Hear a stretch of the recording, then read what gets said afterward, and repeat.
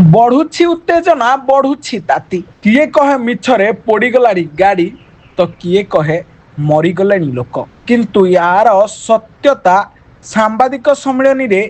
ବଖାଣିଛନ୍ତି ବିଏସ୍ଏଫ୍। ହଁ ଆଜ୍ଞା, ଆମେ କହିବାକୁ ଯାଉଛୁ ପୁରୀ ଜିଲ୍ଲା ପୁରୀ ସଦର ତଳଜଙ୍ଗ ଗ୍ରାମ ପଞ୍ଚାୟତର ଢିଅସାହି ଏବଂ ନଈକୂଳ ସାହି ମଧ୍ୟରେ ଦୀର୍ଘ ଦିନ ହେବ ଲାଗି ରହିଥିବା ବିବାଦ ବିଷୟର କଥା। ଢିଅସାହିର କିଛି ମୁଖିଆଙ୍କ କାର୍ଯ୍ୟକଳାପରେ 40 ଘର ନଈକୂଳ ବାସିନ୍ଦା ହନ୍ତସନ୍ତ ହେବା ସହିତ ବିଭିନ୍ନ ତାଡ଼ନାର ଶିକାର ହୋଇଥିବା ଗଣମାଧ୍ୟମକୁ ଜଣାଇଥିଲେ, କିନ୍ତୁ ଢିଅସାହି ବାସିନ୍ଦା ଏହାର କୌଣସି ପ୍ରତିବାଦ କରିନଥିଲେ। ଏଇ କିଛି ଦିନ ତଳେ ଶିବ ଜେନାଙ୍କୁ ଆକ୍ରମଣ ହୋଇଥିବାର ଶିବ ଜେନା ଚନ୍ଦନପୁର ଥାନାରେ ଅଭିଯୋଗ କରିବା ସହିତ ଗଣମାଧ୍ୟମକୁ ଜଣାଇଥିଲେ। ଏହାର ପରଦିନ ଢିଅସାହି ଗ୍ରାମ ସଭାପତିଙ୍କ ନେତୃତ୍ୱରେ ଏକ ସଭା ଆୟୋଜନ ସହିତ ନଈକୂଳ ସାହିର ଭାରପ୍ରାପ୍ତ ବିଏସ୍ଏଫ୍ ଯବାନ ଶିବ ଜେନାଙ୍କ ନେତୃତ୍ୱରେ କିଛି ଅସାମାଜିକ ଯୁବକ କ୍ଲବ ଘର ଟିଭି ଭାଙ୍ଗିବା ସହିତ ଗଦାଧର ଜେନାଙ୍କ ପେସନ୍ ପ୍ରୋ ବାଇକ୍ ପୋଡ଼ି ଦେଇଥିବାର ଗଣମାଧ୍ୟମକୁ ଜଣାଇବା ସହିତ ଗଦାଧର ଜେନା ଏହି କାମ ଶିବ ଜେନା ହିଁ କରିଛି ବୋଲି ଦୃଢ଼ତାର ସହିତ କହିଥିଲେ। ଏହାର ପ୍ରତିବାଦରେ ଗତକାଲି ସନ୍ଧ୍ୟାରେ ଶିବ ଜେନା ପୁରୀ ୟୁଥ୍ ହଷ୍ଟେଲ ସଭାଗୃହରେ ଏକ ସାମ୍ବାଦିକ ସମ୍ମିଳନୀ କରି ଉଚିତ ପ୍ରମାଣ ଦେଖାଇବା ସହିତ ଟିଭି ଭଙ୍ଗା ଏବଂ ଗାଡ଼ି ଭଙ୍ଗା ଏକ ମିଛ କାହାଣୀ କହିବା ସହିତ ଗଦାଧର ଜେନା ଏବଂ ତାଙ୍କ ପୁଅ ମାନଙ୍କ ସହିତ ବାର୍ତ୍ତାଳାପରେ ଭଏସ୍ ରେକର୍ଡ ପ୍ରଦାନ କରିଥିଲେ। ନିଜ ଗାଁର ମଙ୍ଗଳ ପାଇଁ ଏ ପଞ୍ଚାୟତବାସୀଙ୍କୁ ଉଚିତ ନ୍ୟାୟ ଦେବା ପାଇଁ ସେ ରାଜନୀତି କରିବେ ବୋଲି ଗଣମାଧ୍ୟମକୁ ଜଣାଇଛନ୍ତି। जय जगन्नाथ मु शिव जेना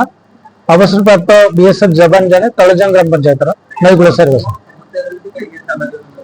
आज्ञा आज डाकियार मूल कारण आप जानते विगत दिन में काली परदिन मो ना गोटे बैक पोड़ी केस मो ना मिथ्या अभियोग कर जानते मुझे देश 24 वर्ष सेवा कर बहुत सामाजिक कम कर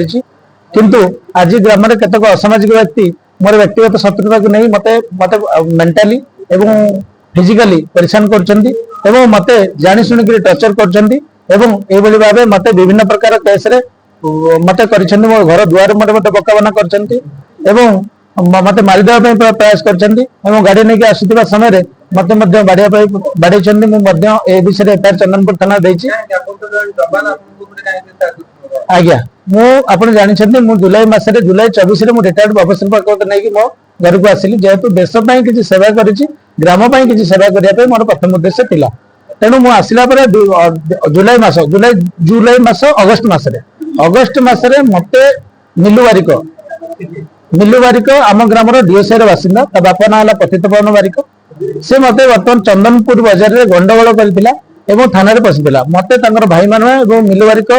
भाई मत फोन कर साहाय्य मागिले मु मना करदेवर असामाजिक व्यक्ति ये अन्याय कर मना करदेवर से दिन ठार आक्रोश मनोभाव नहीं मत सोशल मीडिया मत गाड़गुलज कर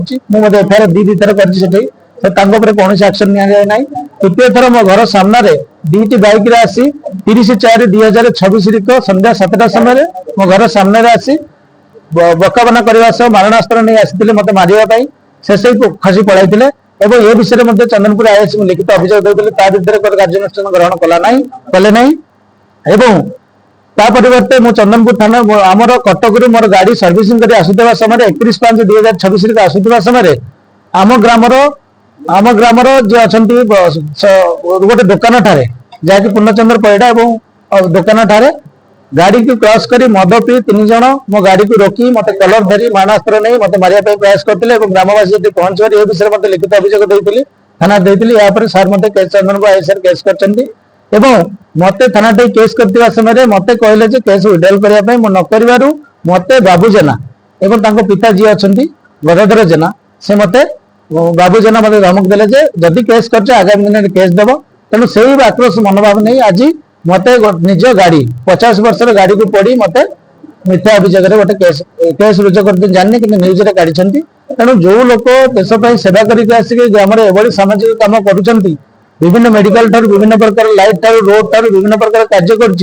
सामाजिक व्यक्ति को किभली भाव में असामाजिक व्यक्ति कर सोशल मीडिया प्रचार कर आगामी दिन में कौन मो मनोभाव राजनीति इश्यू नाला ना मत इंटरनेट टर्चर कर मुझे चाहूँगी दोषी की दंड दि जाऊ मु पूरी प्रशासन कलेक्टर महोदय को अनुरोध कर एसपी महोदय को अनुरोध कर एसडीपी महोदय को अनुरोध कर चंदनपुर आईएसआई अनुरोध कर जी प्रकृति असामाजिक व्यक्ति तलजंग ग्राम पवित्र ग्राम जो ग्राम में शह शह देश चाकरी अच्छा